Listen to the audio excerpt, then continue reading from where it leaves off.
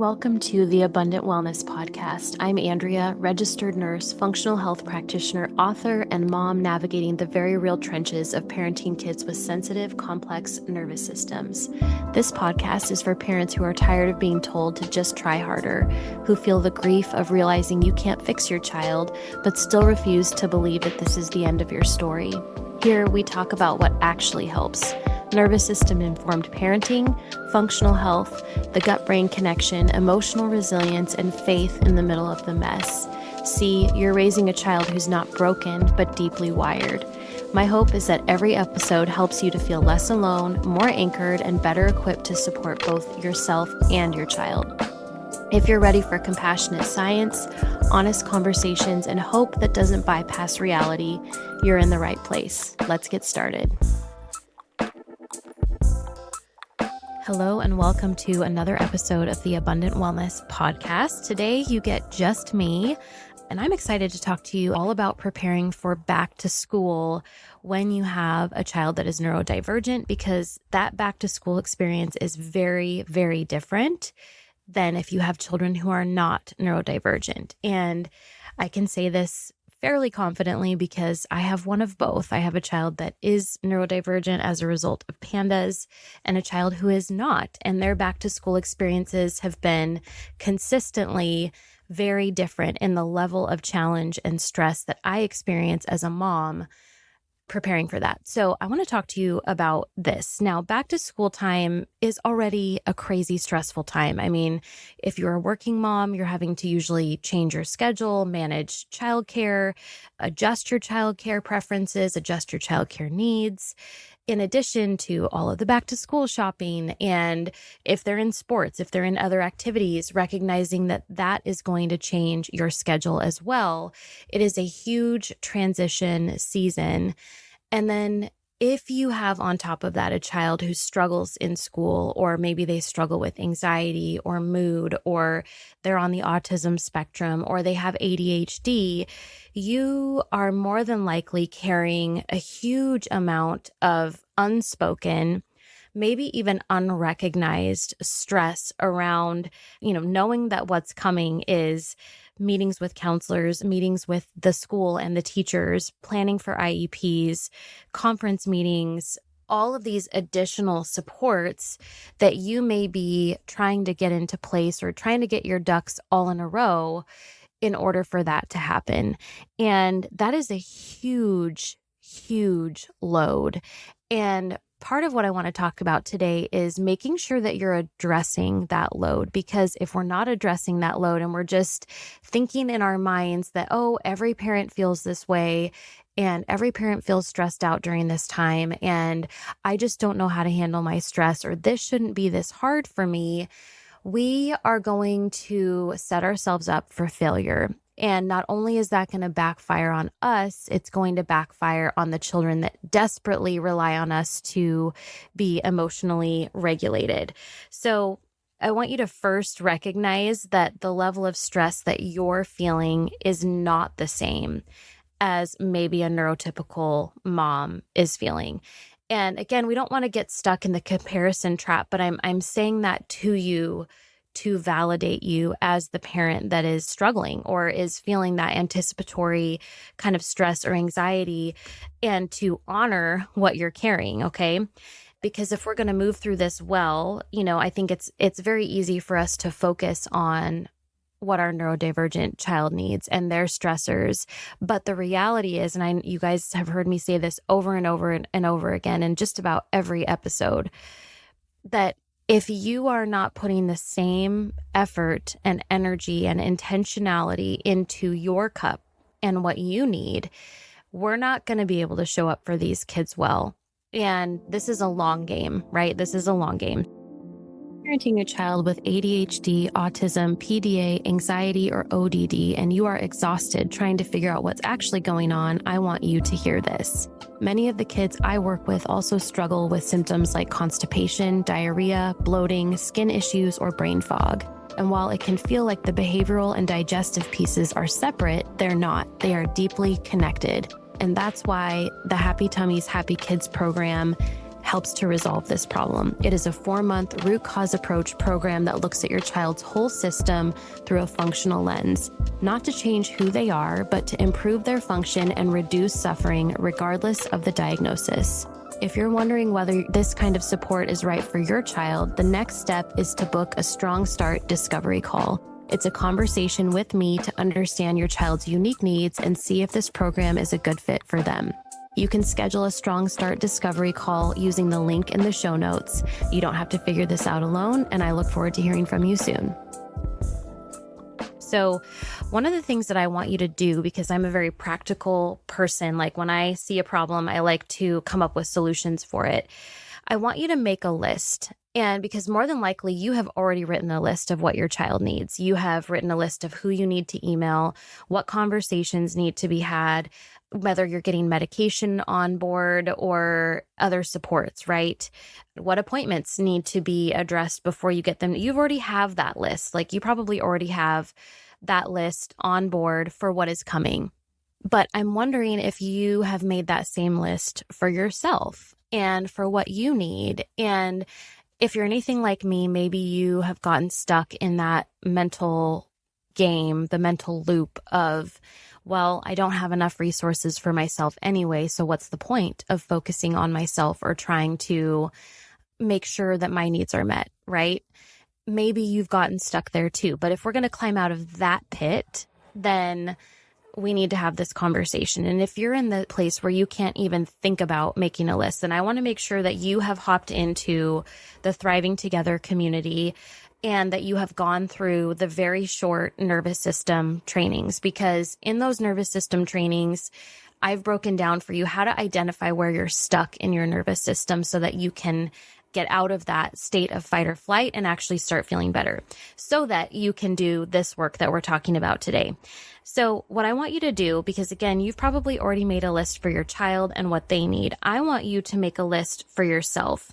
And I want you to spend some time journaling these things out, and whether it's 5 minutes at a time or 10 minutes at a time, making a list. And I want you to write this down. What do I need to be able to handle this additional load that is coming? Or maybe it's already upon you.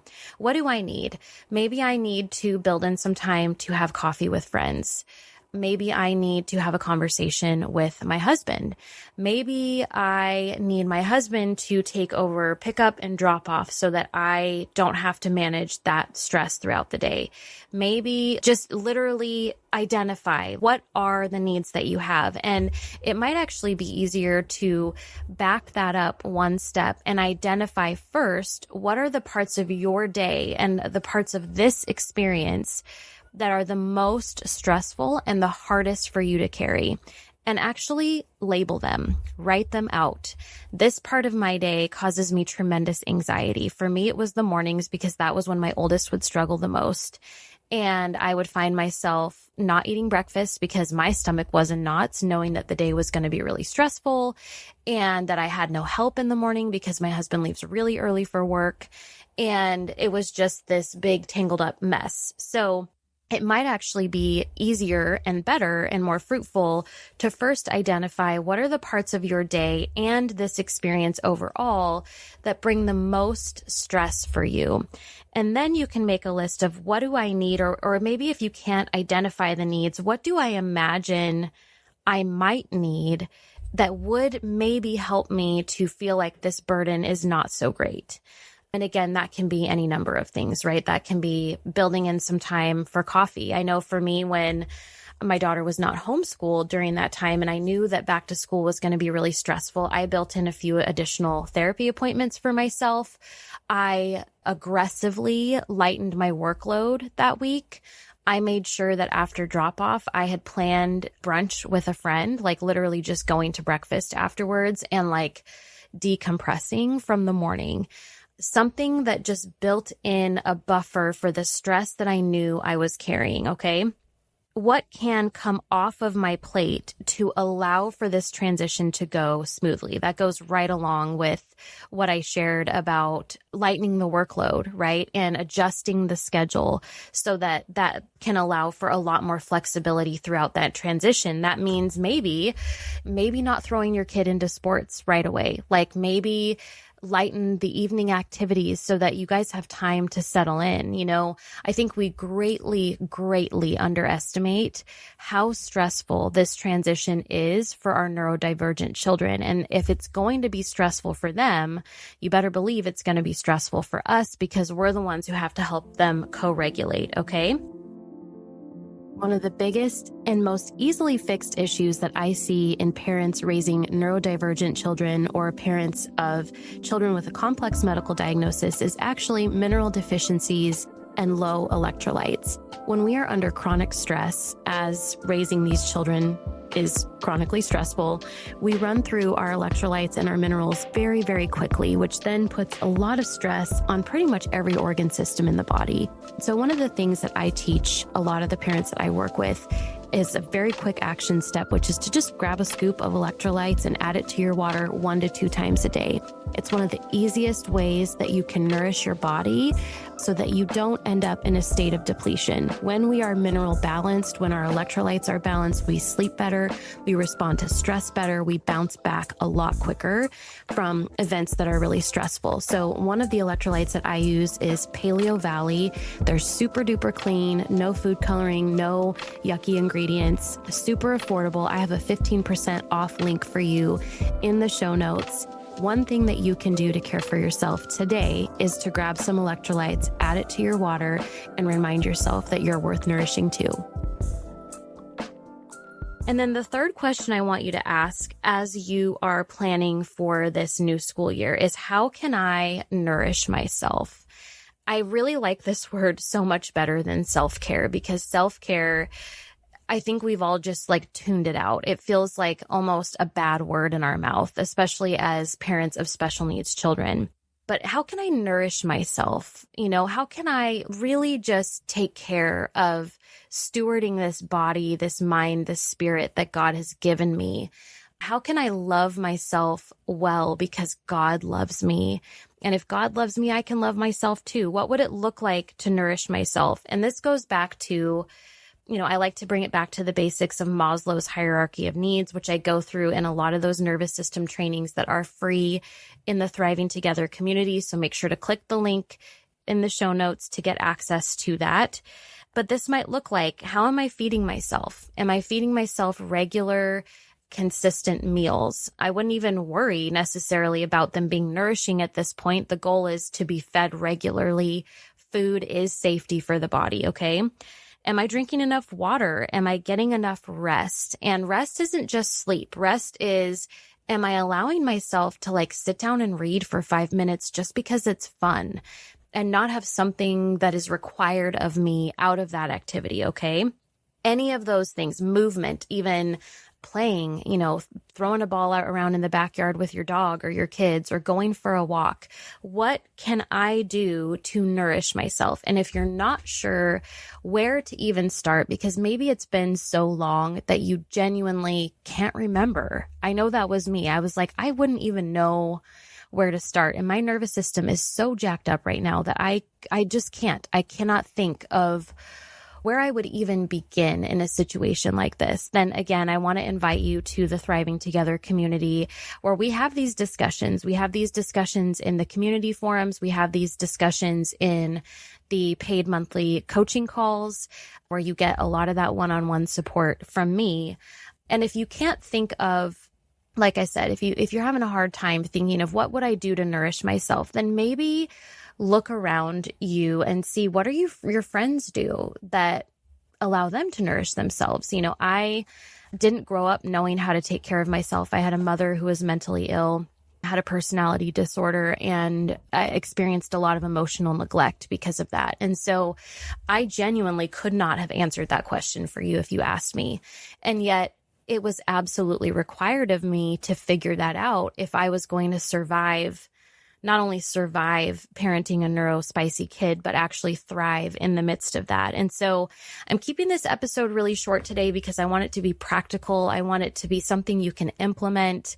I know that this is a really stressful time for a lot of families. So And I can very much relate to that. I'm going to be sharing a little bit more about our schooling journey in future episodes, so make sure to take a listen to that.